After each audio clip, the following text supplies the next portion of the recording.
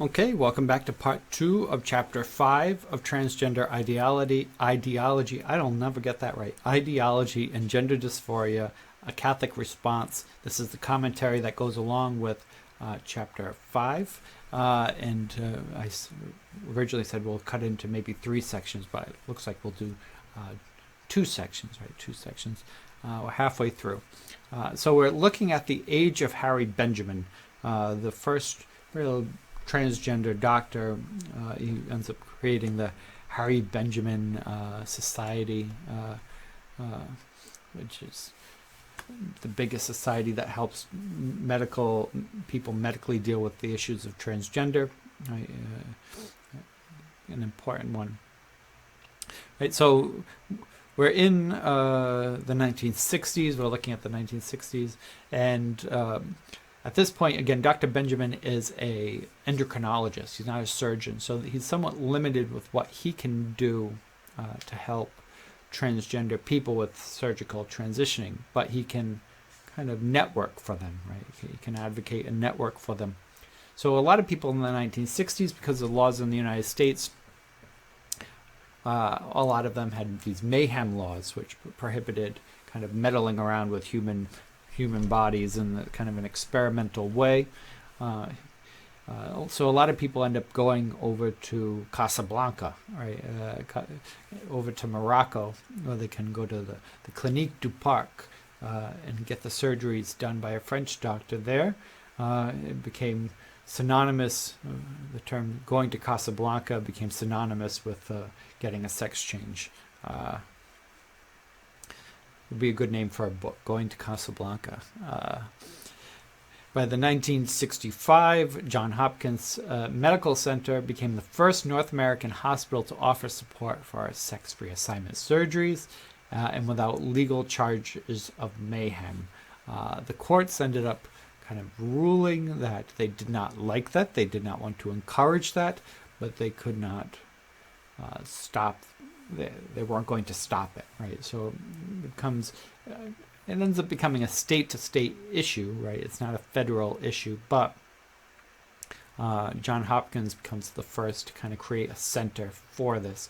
By 1975, 20 other centers opened and around 1,000 patients underwent sex reassignment surgeries nationally, right? So by 1975, we have about 1,000.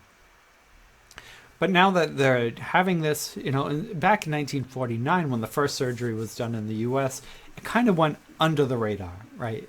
They had Elmer had the surgery, or not Elmer, the doctor was Elmer. The person had the surgery and went to the town hall, changed the sex on their birth certificate, and blended into society as a husband and wife, right? They kind of just blended in. Very little fanfare, not a lot of attention. Now with all of this attention, right, the politics, the newspaper, the Christine Jorgensen, all of the interest, it's been more mainline. Now you're going to get the criticism, right? You're going to get the criticism because now you're in the spotlight more.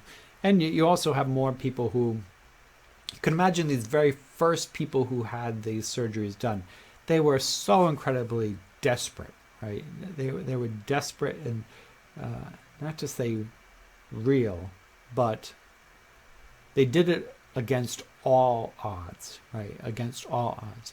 By the 1970s, now it's becoming easier, particularly if you have money. Right, if you have money, it becomes easier. And could it be a fetishistic part of something, a movement of some kind of, Virginia Prince said even at the time it becomes a social contagion, right? Is this just somebody wants a different life for themselves, right? You start to see that now when you start getting thousands of surgeries done versus one, right? And Dr. Melvin Belli, lawyer Melvin Belli, from the journal American Medical Association, wrote, most gender clinics report that many applicants for surgery are actually sociopaths seeking notoriety, masochistic homosexuals or borderline psychotics, and not true transsexuals, right? So in 1978, you're getting a lot more of these criticisms, right? You didn't see people saying that of, again, 1949. It was so small. The movement was so small. But now that it's big, now you're going to get pushback. John Hopkins, in 1965, they composed of surgeons, endocrinologists, psychologists, psychiatrists, and legal experts, right? Or at least one legal expert. The names are listed here. If you're really interested in exact dates, exact names, exact what were everyone's roles, what did everyone do, turn to the book. Right, you have hundreds of pages written on this. This is a short video summary. So if you'd like the details, go for it. In addition, the clinic developed criteria for performing sex reassignment surgeries, which set the bar for other facilities, right? So this becomes an important thing. So they start reporting what they're doing to the psychological association, medical associations, people working with transgender, because now you have all these clinics, and you're saying, well, we need to create a straightforward set of criteria for determining how to treat and serve transgender people. So now you start having, they end up becoming Harry Benjamin protocols, right? They become protocols for it. And some things like the set of criteria, the gatekeeping of this. Patients must have no ambivalence about the surgery. It cannot be part of a life crisis or a depressed homosexual, right? You have to show that this has been long-lasting. This is not a fad. You must be absolutely, right? There's no other way for you, right? This is the only way. The patients must be mentally healthy. The person must not suffer from other forms of mental illness, right? This becomes an issue. The patients must be better served by surgery than psychotherapy, right? You have to say that's therapy. It can't work for the person. And the patient must be able to adjust to the new gender role when returning to their normal life, right? So they often made people live as the opposite sex, the sex they wanted to become, for a period of time to see, well, how do you like it, right? Does this help you integrate into society better? That was a big key of this, was how does this help you normalize, right, in a sense? How does this help you integrate into society and to live a happy and productive life? Not that you are a transsexual for the rest of your life, but you are a healthy, natural, normal member of that new sex, right? The Christine Jorgensen's is probably not the goal, right? If it's to become a sideshow and the circus, then that's not the purpose. It's to settle down and live a normal, balanced, happy life. A lot of these things that are built into this, these criteria, are now eroded away, because we've now moved to a point, and we'll get to this in the modern stuff, but we're now to a point where it's like, well, why should I have to fit into the system? What if I have mental illness? What if I am depressed? What if I am, I have a right to it, right? There's more of a sense now of I have a right to it versus in the past. So the goal was really to help people integrate, right? Integrate into society. Now, Dr. Edgarton, who was on that original board of people, or that first list of people that I had in the last slide, chief surgeon, he said, even though he's the chief surgeon, he's performing these, he's on the cutting edge of this field. When he reflects back, he says schizophrenic illness occurred more often in transsexuals than the general population, and this was suggestive of an association between the two disorders. This becomes an issue. This becomes a question then we'll look at in chapter 8, where it's like, well, does mental illness cause transgender, or is there a common cause that causes both transgender and schizophrenia? As a hint, neurodevelopmental disorders may create both, and therefore it might be a sign of a neurodevelopmental cause. You could also then say, well, some people are just psychotic, and that's perhaps why they identify as they do. And both can be true. A study conducted 30 years after this observation, his observation confirmed that schizophrenia was a common condition among transgender people. Right? But to be clear, not all transgender people were schizophrenic, and not all schizophrenic people are transgender. Right? It might be 20, 30, 10. Right? We don't have clear statistics, but it's not an insignificant number. Right? So if you have 20%, 10%. That's very high, right? That's very high, but it's not certainly 10% means they are, but 90% aren't. So that can't be the cause, right? It can't be the cause. Even if it is as high as 30%, it means 70% of people aren't, right? So that can't be the cause. The Gender Identity Clinic only performed sex reassignment surgeries on less than 10% of the patients who applied. This is at the Johns Hopkins. Still, they help to treat 90% of people non-surgically by developing a relationship of trust and respect and working with them psychologically, right? So of the surgeries, I think there was only something like 24 surgeries or something like that out of all of the people who had applied. This is, again, very different compared to the modern, right, where if you come in and you say this, then you get the surgery, right? Even if you're a teenager, you start getting it right away, right? Now it's like, I'm transgender. Okay, here you go. You're on the hormones the next week. Here, they were much more reserved, right? Much more reserved. At the time, you also have, and the book goes into a lot more detail, because a lot of people do go into a lot more detail, but the issues of Dr. John Money, who's again on the original board of people, his view is that, there's an ideology that sex is just cultural, right? It's just, anybody can change, right? Anything can be changed. And he tried to eliminate all intersex disorders, right? So if you are born with some type of intersex, turn them into a female, raise them as a female, they'll be a perfectly happy female. That'll be perfectly fine. Okay, you say you're a woman, okay, we'll make you a woman. There's no negative part of this. John Money, his ideology was that sex is whatever you want, right? Whatever you want it to be, right? It just follows.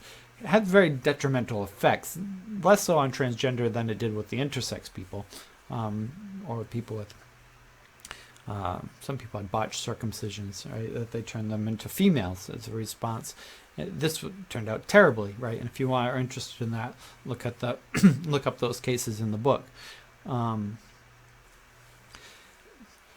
the opposite coast, you have in UCLA, and John Hopkins on the East Coast, you have UCLA on the West Coast. You have people like Dr. Larry Newman, who they were working with children, and they really tried to help children adapt to their natal sex, their birth assigned sex, and both sides were pretty reserved, but they weren't going to operate much at UCLA. But he points out that most of the patients of the study who as children said they wanted to be girls, again, often look at boys, they grew up to identify as gay men over the next 15 years. Many of those patients became comfortable with their sexual, biological sex without therapy.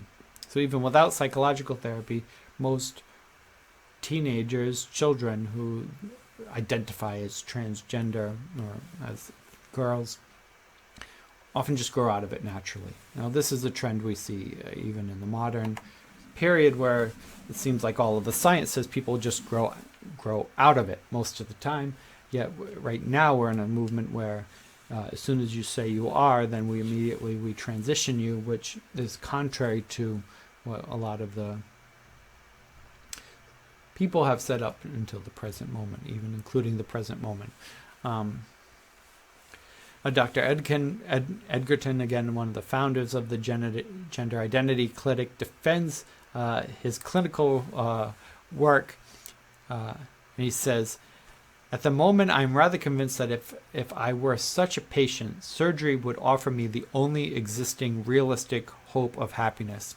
It is far from the ideal solution. I continue to ask these patients if they have any second thoughts about their surgery. They do not. Quite to the contrary, they remain very grateful for the assistance.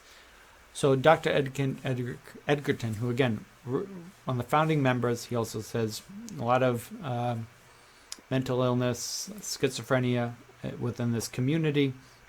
But he also says, of all the treatments, it's the only one that seems to do anything. So, it might not be the best, but it's what we got to do. Dr. Benjamin says the same thing. He says it's really bad outcomes. It's not great, right? This isn't a great thing. But we haven't been very successful with aligning the mind with the body. So the only solution is to try to align the body with the mind. So again, if better treatments were available, perhaps that would be different. But at this point, in the 70s, they don't have a better offer, is what they claim. They're also not unbiased. These are people in the midst of, they are in this movement, right? They are the leaders of the movement. But again, also they've only performed like 24 surgeries out of thousands who've applied. So they are also very slow, right? So of the 24 surgeries they've performed, they've been successful. That means they didn't think that the other 90% would have been successful, right? So they have made gatekeeping. Gatekeeping is a big piece of this. Dr.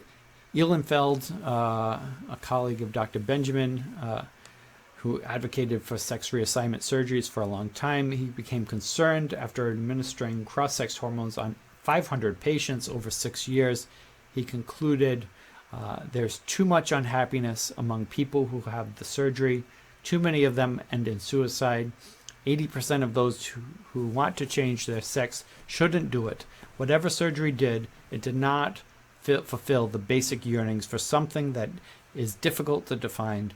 This goes along with the idea that we are trying to treat superficially something that is much deeper.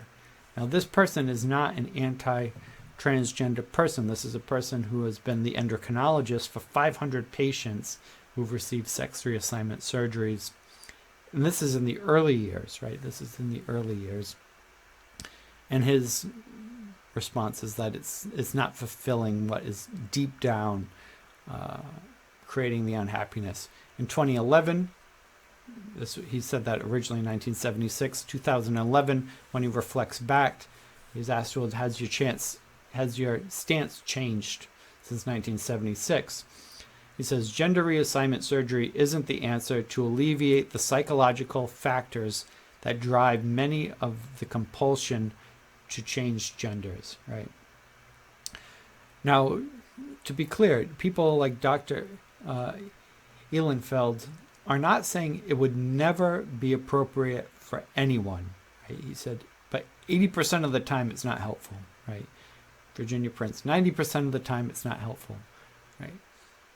So they're already only performing this on 10% of the people who are applying, and they're saying the vast majority of them is not even helpful. So what would that be, right, if I'm trying to do the math, right? So what, 2%, 5%, right? 2 to 5%, something like that, of the people who are asking for sex reassignment surgeries, the experts are saying it might be helpful, 2%, right? So if we consider today, if nearly everyone who asks for sex reassignment surgery or treatments, hormones, gets it, nearly everyone, well,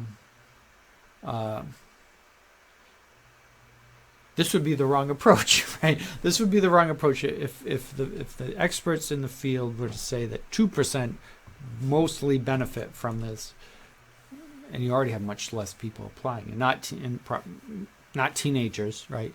We're talking about adults. Gatekeeping is important, right? And I bring this up again. Gatekeeping, right? It's not that this could never be helpful for anyone. Not saying that. If we just say anyone who wants it gets it, it seems like a bad move, right? you could say, well, this is in the 1970s. We know more today. Maybe. And we're going to keep moving, right? We're not stuck in the 70s. We're going to keep following the science. But even the founding people are saying not the best of outcomes, sometimes the only option for some, but perhaps overly prescribed, right? 1979 becomes a very important year in the transgender movement.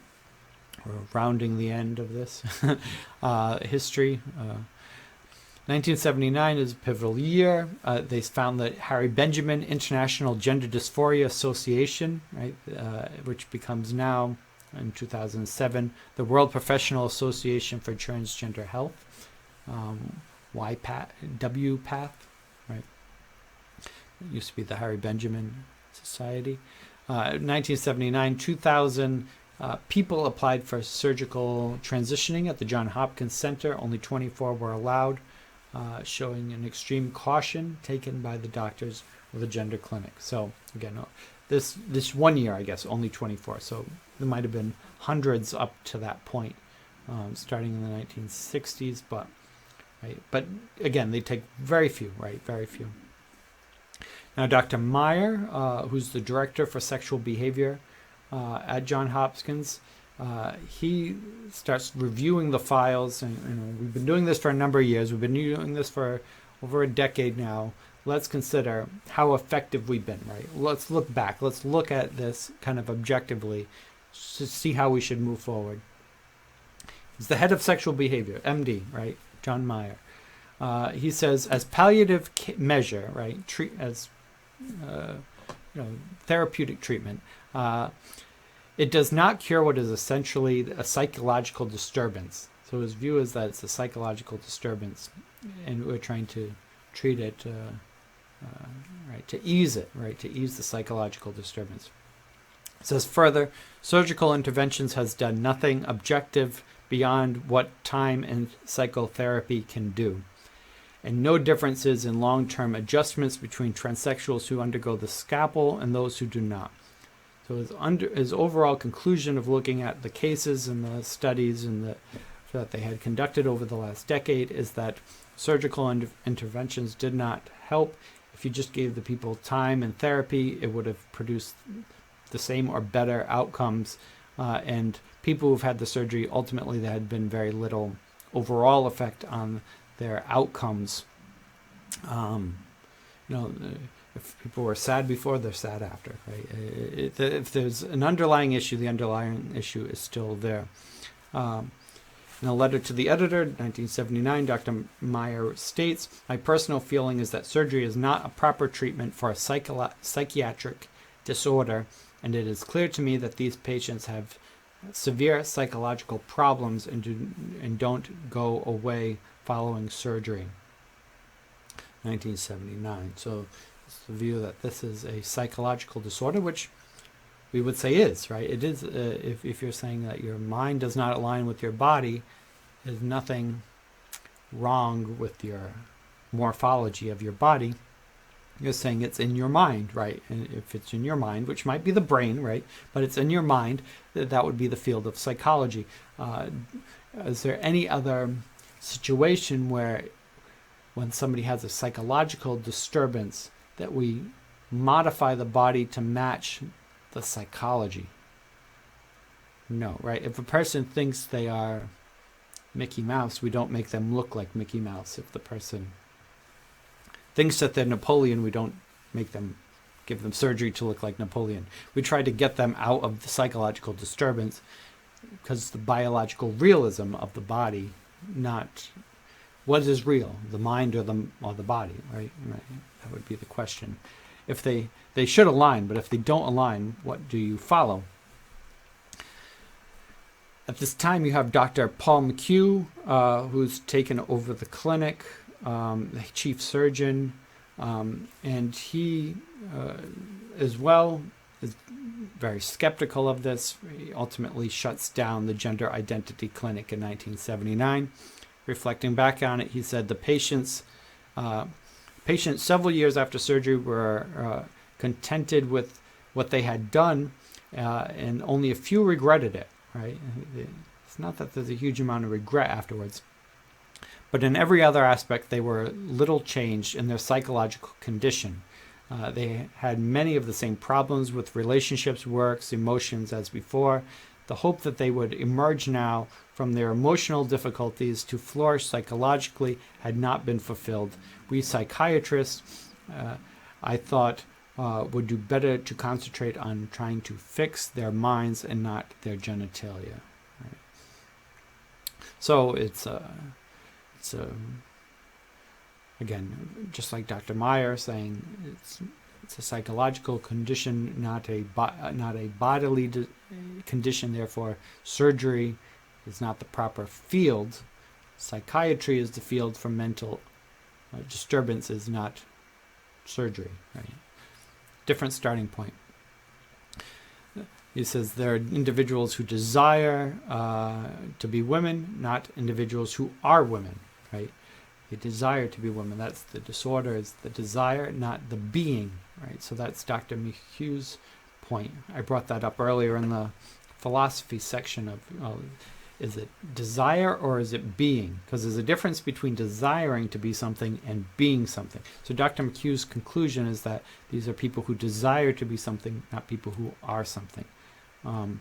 Doctors Mchugh and Meyer divided transsexualism into two categories, homosexual type and heterosexual type. This we'll get into in chapter 6 as well. Dr. Blanchard. Dr. Mchugh claimed one group consisted of conflicted and guilt-ridden homosexuals, homosexual men who saw sex change as a way to resolve their conflict over homosexuality by allowing them to behave sexually as females with men. This is makes people very angry. Makes people very upset when he says things like this. But this is their conclusion. And the other one, right, two categories. The other category is mostly older men consisting of heterosexual and sometimes bisexual males who found intense sexual arousal and cross-dressing as female. As they had grown older, they had become eager to add more verisimilitude to their costumes, and either sought to or had suggested to them a surgical transformation that would include breast implants, penile amputation, and pelvic reconstruction to resemble a woman. Right. So one is that it is an extreme form of homosexuality. Another, it's an extreme form of transvestitism. Again, we will look at these claims in chapter 6. Right. I guess the second one, the idea is that if you're so attracted to, right, if you're a very heterosexual man, right, you don't want to look down and look at a penis. You want to look down and see a vagina, right? If you look in the mirror and naked, you'd rather see breasts than a chest, right? But the desire should be in the other, not in the self, right? So it's a misdirected attraction, is that view. Again, we'll look at that in chapter 6. So Dr. Mchugh says, when he was interviewed on this years later, so they stopped doing sex change operations at Johns Hopkins, and he says, you look to the Serenity Prayer, use Alcoholics Anonymous. God, give me the serenity to accept the things I cannot change, the courage to change the things that I can, and the wisdom to know the difference. His claim is we need the wisdom to know the difference. What can we change and what can't we change? Can we change sex? His perspective was no, right? You're not going to, a man cannot become a woman biologically. It cannot change, right? You cannot become a woman. You can't get pregnant. You can't, your DNA is the same. If you stop taking your hormone replacements, you'll go back to your natural biology. You cannot change it, one's sex. You can change your mind. Minds can change. And to know the difference between trying to change your sex and your mind is wisdom. That's his perspective.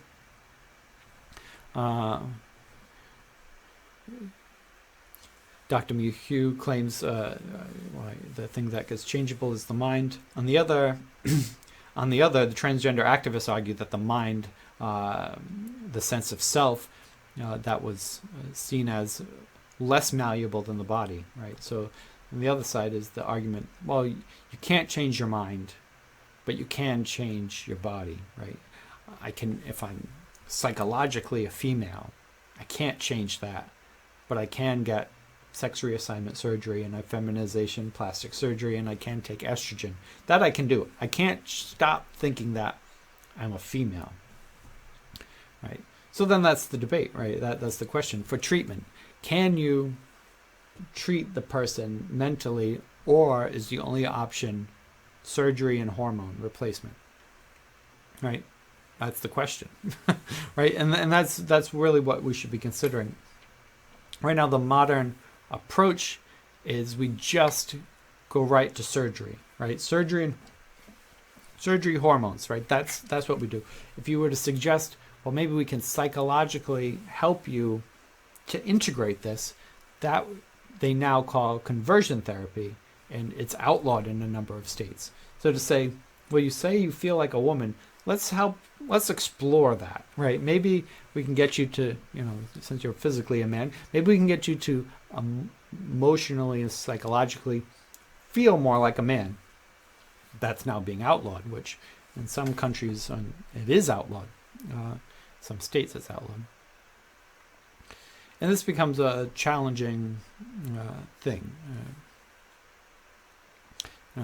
This is crude. I don't think there's many children listening to this, but things like pedophilia, for example. People who work with pedophiles have reported that a person, let's say they've had the fantasy, pedophilic or teenage boy fantasy, teenage girl, whatever it is. They can, if let's say they never acted on it, so they're not in jail, they're free. They decide, I don't want to have those feelings. I know it's dangerous to these youth. I know it's bad. I don't want to be that type of person. I don't want to be a predator. I know I have these feelings, but I want to do something about it. And they go to therapy and they manage it. And say it's a man, and they marry a woman, and they have their own children, and it seems like they have recovered from it, right? But some psychologists have said, when you ask them, though, what do you really fantasize about? When you're alone, what do you fantasize about sexually? It's probably still teenagers or children, right? They might never act on it, but it's a paraphilia. It doesn't go away, right? Same thing we would say, they would say with homosexuality. A person can choose not to act on it. A person can marry a person of the opposite sex. They can have a very successful marriage. What's deep down in one's psychology isn't going to change, right? It's a paraphilia, right? It's not going to change. Paraphilias don't change. It doesn't mean you have to act on it, but paraphilias don't change. Is this like a paraphilia, or is this something else, right? And just because it is a paraphilia and it doesn't change doesn't mean you have to go the medical route, but it does ask a biological and psychological question, right? People like transfeminist activist Rachel Ann Williams, she says, the body is false, the body is the problem, the body is what's causing the pain and anguish. Change the body, right? It's not the identity that's the problem. But this is, again, the debate. Is it the mind or is it the body? Janice Raymond writes in Transsexual Empire, 1979, reintroduced 1994, says that the clinic really shut down. Why did the gender identity clinic really shut down? Probably because Dr. Money was doing very strange things in the realm of child pornography and stuff, and dangerous stuff with children and experimental stuff, and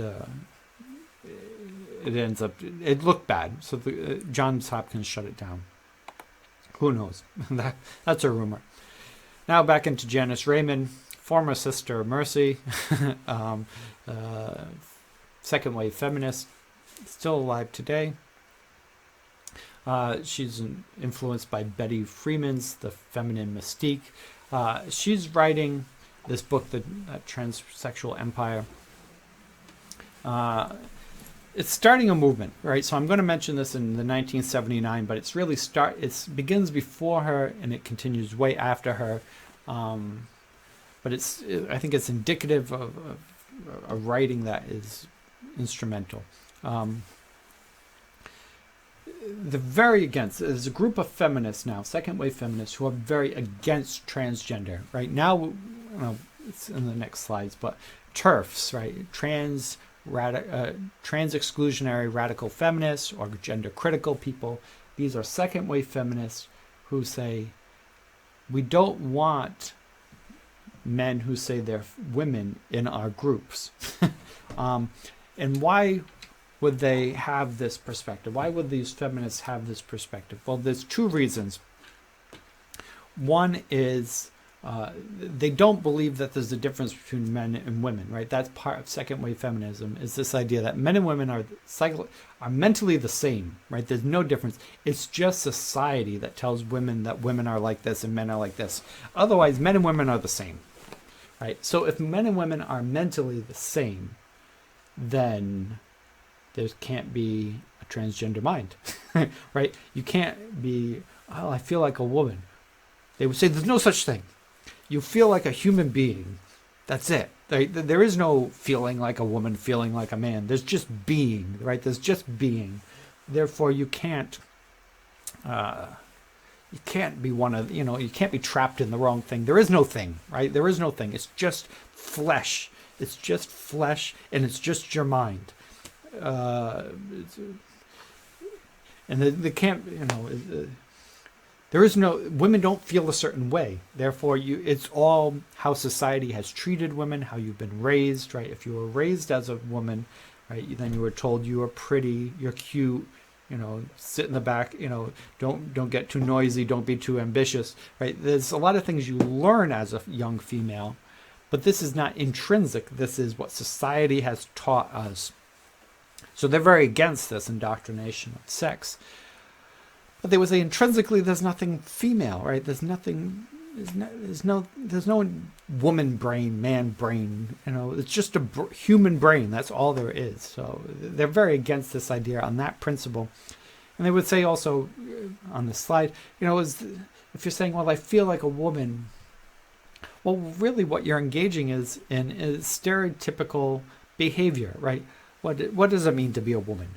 What, quiet, makeup, hair, dresses, jewelry, walking a certain way, talking a certain way, right?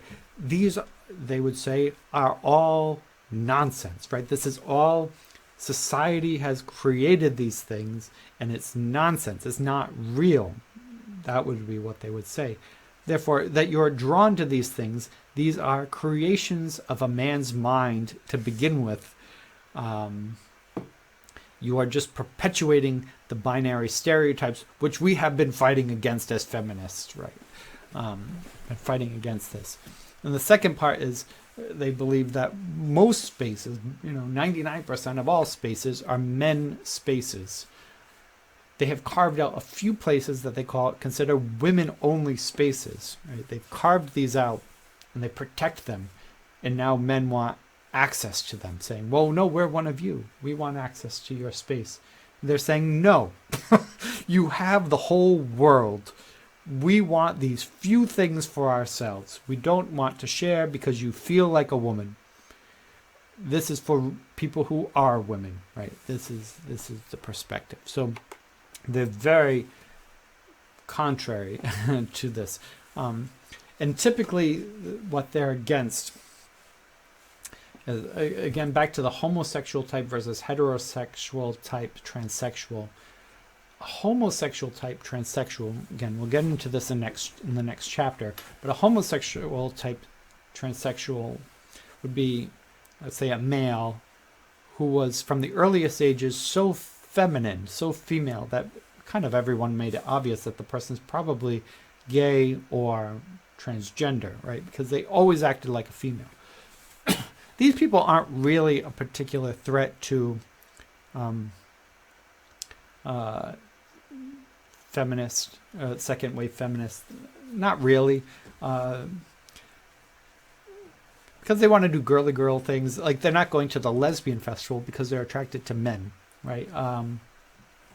What this group is particularly against is the opposite, the gynophilic, the heterosexual type, where They are often later on in life coming aboard. They often are very unconvincingly female, and they're attracted to women. So a man who's attracted to a woman, who puts on women's clothing to get access to women-only spaces so that they can be naked with women, that they can be around women, be around lesbians. This is like a Playboy fantasy, right? This is a transvestite fantasy. This is the opinion, right? And they don't want to engage in it, right? You're a man who's get very titillated by lesbians and female.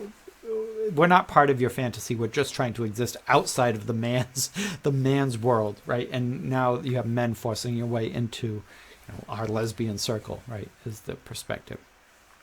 So the West Coast Lesbian Festival, 1973. This is before the book.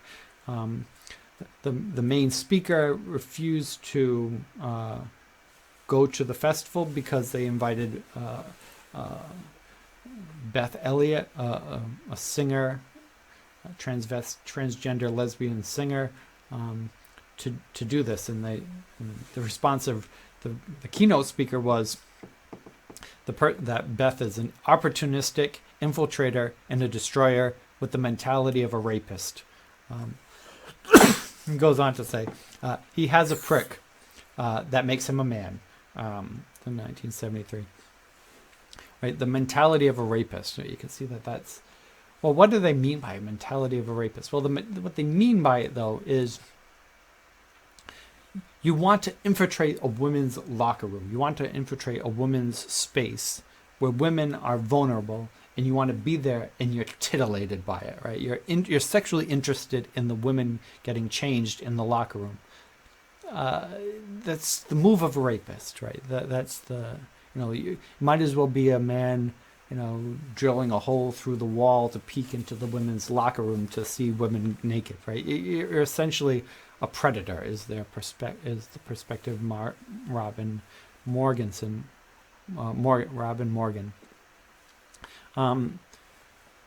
There's a lot of Janice Raymond. She's filled with these pithy lines that are really powerful, but clearly offensive to people who disagree with her. All right, and this is kind of true of a lot of the TERFs, right? They're very pointed, right? They don't hold back. They don't hold back punches, but you can see people get very upset by it. It said, feminists note that men invented classical femininity: large breasts, long hair, curvy bodies, soft voices. Other stereotypes were part of the construction of man-made femininity. Naturally, men want to possess those bodies which were artificially their creation anyhow, right? They want to possess the thing that they created, right? All those things that they think of as female were made by men to begin with, right? Dr. Raymond, in her own words, claims men, of course, invented the feminine, and in this sense, it could be said that all women who conform to this invention are transsexuals, fashioned according to man's image. Dr. Mchugh noted similarly, the post-surgical subjects struck me as caricatures of women. They wore high heels, copious makeup, and flamboyant clothing. Right? Again, calling to question, well, what is a woman, right? If we go back to earlier philosophical ideas, right? Vatican documents. The essence of a woman is the womb, right? It's being a mother, right? The motherhood is the essence of femininity. Fatherhood is the essence of masculinity. If you're making it about breasts and makeup and hair and heels, and it's not about being a mother, you've missed the point. The main point of sex, right? Humans are humans, right? But men and women are different. They're different because women are motherly and men are fatherly. If you've separated that relationship out of what sex is, you've missed the entire point. Right? You've missed the point. What are breasts? You want breasts. Well, breasts are to feed children. You want a vagina. What is that for? It's to give birth to children, right? So the things that you want you don't want them for what they do. You want them for the appearance, for the sexual aspect of it, right? Not, you want it for the sexual aspect about it, but not the sex aspect for it, right? Which is procreation. Dr. Raymond claims that transsexual is a fantastic woman, the incarnation of a male fantasy, the feeling of a woman trapped in a man's body, the fantasy rendered flesh by further male medical fantasy of surgically fashioning a male body into a female one. These fantasies are based on the male imagination, not the female reality. Right? Dr. Raymond claims society is forcing women to accommodate male to female transgender people as part of the age-old theme of women nurturing men, providing them with safe havens, and finally giving them our best energies. Right? They finally get their own spaces where women can be women, and now they have to lay aside, put aside this one thing. The only thing that is required is to be a woman. They're asked to put that aside to make people who are born men feel comfortable in their spaces as women. Like saying, this is the one thing we won't do, right? We've accommodated, we've given you the whole world. We've left you, we're asking for just this. And you want to take that, right? This is that perspective. Tom Zess, MD, from 1979, also writes, he writes kind of philosophically, poor. If we're saying that transgender exists, then well, how about poor people when they want to be rich? Are they trans-economical? Or how about an old person who wants to be young? Are they trans-chronological? Or a black person who wants to be white? Are they trans-racial? Right? Saying dissatisfaction is different than disease, right? To be dissatisfied with being poor doesn't make you transracial, right? Why would somebody be transracial, right? There are plenty of stories of this, right? A woman who, there's a story of a Mexican woman in Texas, right? That she's an older woman and she sees herself as white. When everybody else looks at her, they see a Mexican woman, but she thinks of herself as a white person. She thinks she is passing as a white person. Well, she's not, right? And if her family were to, her grandkids saying, Grandma, you're Mexican, she gets very offended, right? Well, why would somebody do that? Well, because you think that being white is better than being black, right? If you think white is better than being Mexican, and you'd rather be white, you kind of pretend like you are white. You also have people like Rachel Calazar, who was head of the NAACP, and she's a white woman, right? So she's white and she pretended like she was black. Well, right now there is a certain strength in being a person of color, right? I'm a strong woman of color. Is more powerful within the public sphere right now than being just a white woman, right? So this kind of claim for power is as a power grab. Is the issue, right? If you really are looking for is the power, then this is dissatisfaction, and it's not a disorder, right? It's not a disease. It's a human disorder, and there are people who are claiming to be transracial, right? There's Ali London, who thinks he's a Korean, even though he's English. We have plenty of people who are trans-chronological. They haven't accepted their age. All right. Right. To be dissatisfied with our current state of life, to want to be younger, richer, different color skin, different color, different weight, different height, to be dissatisfied with who we are is built into the human condition, right? We talked about this in chapter 2 and 3, right? We won't go back to it, but right, dissatisfaction is built into the mold.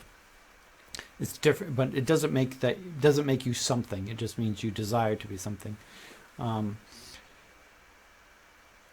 Shapiro writes, thinking anyone's dissatisfaction might be overcome through plastic surgery is like believing dermatologists can solve your racism, right? Again. There's something deeper down in there. And lastly,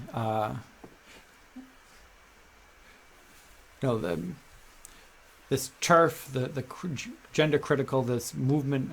I gave some quotes of Janice Raymond, but there's plenty of other people who are part of this movement today. They don't necessarily write it back to this 1970s period, but it is a continuation of the second wave feminists who started opposing the transgender issue in the 70s, and today they're rather strong in England. You have people like J.K. Rowling or Maya Foster or Posey Parker or Germaine Greer, to name a few.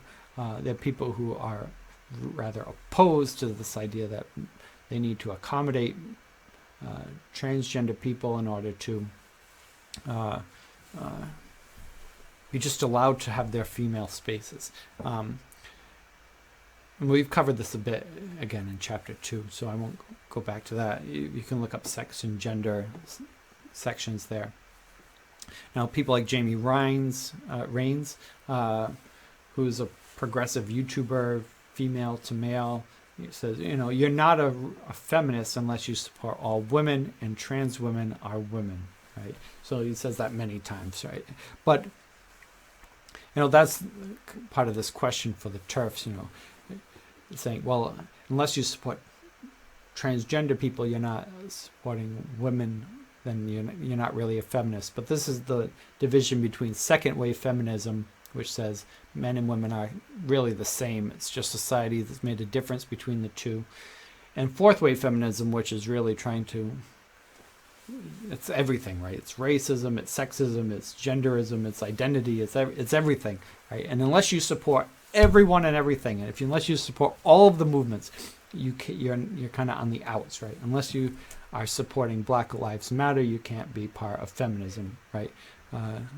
Remember they had the Women's March in Washington, but pro-life women weren't really welcome. So it's like a women's march, but you have to also have this ideology in addition to being a woman. You can't it's not just about women, it's about women with a certain ideology, right? This is now the new feminism. And men can be part of it too, but they have to, renounce all their privilege and everything, all that talk. Okay, so this is chapter 5. Next we will be moving on to Blanchard's theory in chapter 6.